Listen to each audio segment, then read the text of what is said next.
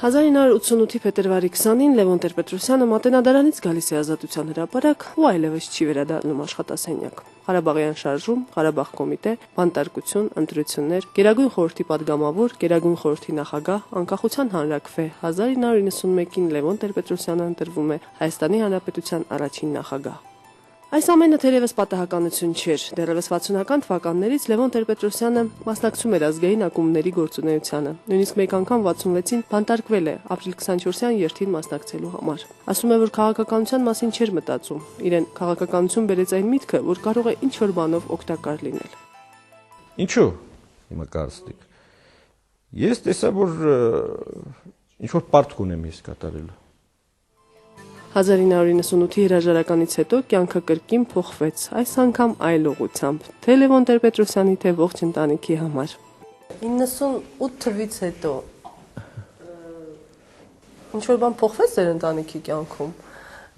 Ինչ-որ մարդիկ գնացին ձեր շրջապատից, ինչ-որ ընկերներ կամ չգիտեմ, ավելի ինչ փոխվեց։ Ոչ, հակառակը, ավելի ջերմացան, ավելի մտերմացան մարդիկ։ Մարդիկ ասելով ես նկատի չունեմ այն շրջապատը, որ պաշտոն ունենալու բերմամբ ստիպված է շփվել նախարարներ, չգիտեմ,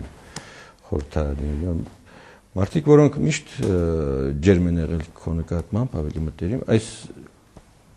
պաշտոնաթողությունից հետո նրանք ավելի ջերմացան, ավելի մտերմացան։ Սա է ամենա, ինչ ասեմ, գնահատելին ինձ համար։ Զուտ անձնական տեսակետից իմ կյանքի լավագույն տարին, ամենաերջանիկ տարիներից 10 տարիներն են եղել, որ ես զբաղվել եմ իմ սիրած գործով մեկ, եղել եմ լրիվ ազատ, ոչ մի սահմանափակման չեմ ենթարկվել։ Անցած 10 տարիները արդյունավետ էին, այս ընթացքում ստեղծվեց Կիլիկյան շրջանին վերաբերող Խաչակիրները ու հայերը պատմաքաղաքագիտական հետազոտությունը, տպագրվեց ելույթների ու հոդվածների ընտրանին։ Այսօր Լևոն Տեր-Պետրոսյանը որոշել է վերադառնալ քաղաքականություն, եւ այս հարցը ընտանիքում տարաձայնությունների տեղիք չի տալիս։ Մեր ընտանիքում այսպես ընդունված է եւ ես կարծում եմ, որ սա ճիշտ է։ Երբ որ իսկապես շատ լուրջ հարցեր է Եվ այս հարցը վերաբերում է հայ ժողովրդին, ազգին, ստեղ որոշում է ամուսինս, ստեղ որոշում է Լևոն Տեր-Պետրոսյանը։ Եվ իմ կարծիքով կնոջ դերը սատարել։ Եվ ոչ թե կարծիքը ասել, չգիտեմ, քննարկել, ինձ թվում է սատարել եւ օգնել, որ տանն եւ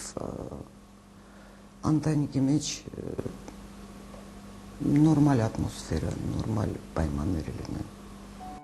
Այս առանձնասենյակում է անցկացնում Լևոն Տեր-Պետրոսյանը իր ժամանակի մեծ մասը։ Այստեղ իսկապես կարելի է ժամեր անցկացնել, հարուստ գրադարան, որտեղ կան բացառիկ գրքեր, ամենատարբեր հանրագիտարաններ ու բառարաններ, հազվագյուտ հրատարակություններ, հատուկ ակնածանքով են պահպանվում հորից մնացած մի քանի գրքերը։ Այստեղ են նաև նվիրական լուսանկարներ, սիրելի մարդկանց հետ։ Այստեղ որպես մասունք պահպանվում է Եղիշե Չարենցի ձեռագրի մի մասնիկը։ Ես հասկանում եմ, որ այս 10 տարին հասկացա արդեն դուք մեծ բավականություն եք ստացել զբաղվելով ձեր սիրած գործով։ Հիմա եթե վերցնենք գիտություն եւ քաղաքականություն, միթե կարելի է դրանք դնել նժարների վրա եւ հրաժարվել սիրած զբաղմունքից։ Գիտեք ինչ, բոլորն էլ ունեն սիրած զբաղմունքներ, բայց կյանքը երբեմն ստիպում է նաեւ անել ուրիշ բան։ Գիտնականներ, բանաստեղծներ, նկարիչներ, երբ որ պատերազմ է եղել, թողել են ամեն ինչ, գնացել են ուրիշ խնդիր լուծել։ Կա պարտքի զգացում։ Ես քաղաքականության մեջ մտել եմ միայն մի պատճառով, զգացել եմ, որ պետք է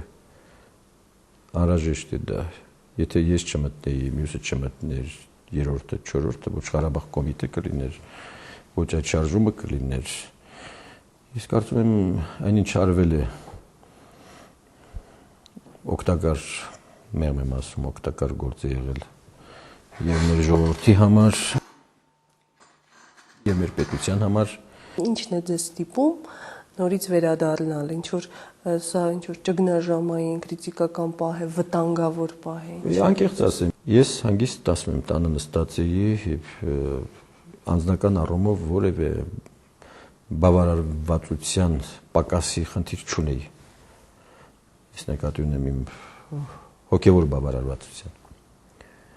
Բայց ես ուշով տեսել եմ ինչ է կատարվում մեր երկրում։ Հարցնեք թե ինչու հիմա եմ խոսում, դրանից առաջ չէի խոսում։ Դրանից առաջ դրան անհրաժեշտություն ես չէի զգում։ Եթե խոսեի էլ ինձ չէին լսի։ Անցան տարիներ փորձարկվեցին բոլոր միջոցները այս իշխանությունների հետ մրցապայքարելու։ Չստացվեց։ Վերջին ընտրությունները ավելի հիասթափեցրին մարդկանց։ Ես նկատի ունեմ մայիսը։ Այսինքն ստեղծվեց բացարձակապես մոնոլիտ մի իշխանություն։ Ասենք ընդդիմության իդեմս Ռաֆի Հովհաննիսյանի եւ Արթուր Բաղդասարյանի սիմվոլիկ ներկայության։ Ուրեմն ստեղծվեց մի վիճակ, որ անելանելիությունը արդեն շատ շոշափելի դարձավ։ Ես պատկերացրի եւս 10 տարի այս ռեժիմը շարունակի գոյատևել։ Քաղաքական առումով ես տեսնում եմ դրա վնասները, դրա կորուստները։ Գուցե դանդաղ է, աննկատելի, դրա համար ժողովուրդը չի կարողանում ընդվզել։ Միշտ այդպես լճացման պահ կա այստեղ։ Լճացումը ավելի վտանգավոր է, քան ցնցումը, ես գտնում եմ։ Որտեղ ցնցումը տեսանելի է, ցնցումը զգալի է, եւ ժողովուրդը կարողանում է դրան ինչ-որ հակազդել, ինչ-որ մի բուժում, դեղատոմս, այսինքն եթե ավելի կոպիտ ասենք, քիրուրգիական միջամտության անհրաժեշտություն է ծագում։ Ես չգիտեմ,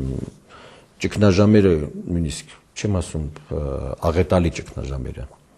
Հասարակական ճգնաժամերը երբեմն ավելի առողջ են, քան լճացումը։ Լճացումը վտանգավոր է այն առումով, դա փտախտի է բերում։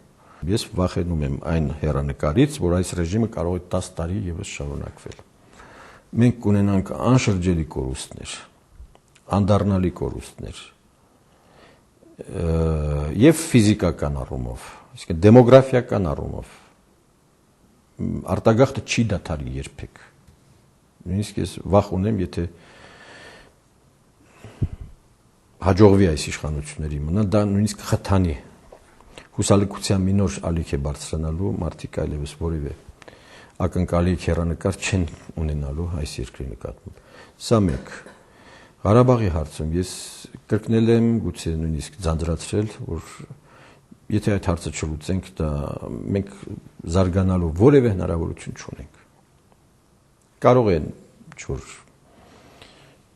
որոշ փոփոխություններ լինել, դրական տեղաշարժեր լինել, ոչ այս իշխանությունների պարագայում այստեղ բացառված է։ Իսկ դուք չեք վախենում, որ ձեզ կմեղադրեն, որ դուք կխարխլեք այսպես կայունության հիմքերը, իսկ այսօր Հայաստանին ցնցումներ պետք չեն, ինչպես մենք անդրադարձել ենք։ Ես չհասկացա, եթե այդպես լինի, ուրեմն ընտրությունը ոչ մի երկրում պետք չի։ Մի անգամ թակավորը նշանակում է վերջացավ գնաց։ Ամեն տեղ իշխանությունը փոխվում է։ Դուք կարծում եք, որ հայոց պետականությանը վտանգ է սպառնում։ Այո, դեմոգրաֆիական վտանգը ամենամեծ վտանգն է։ Եթե մենք 3 միլիոն ենք կամ 4 միլիոն ենք, հիմա 3 միլիոն, դա արդեն մեծագույն կորուստ է։ Պետությունների հզորությունը ինչպես է բնորոշվում։ Մի քանի հանգամ տնտեսական հզորություն, ռազմական հզորություն եւ երրորդը դեմոգրաֆիական հզորություն։ Դեմոգրաֆիան ազգի գոյության կարևորագույն գործոններից մեկն է։ Մեր դժբախտությունը միշտ դա եղել ամբողջ 3000-ամյա ընթացքում։ Մենք միշտ փոքրամասնություն ենք եղել մեր հարևանների համեմատ։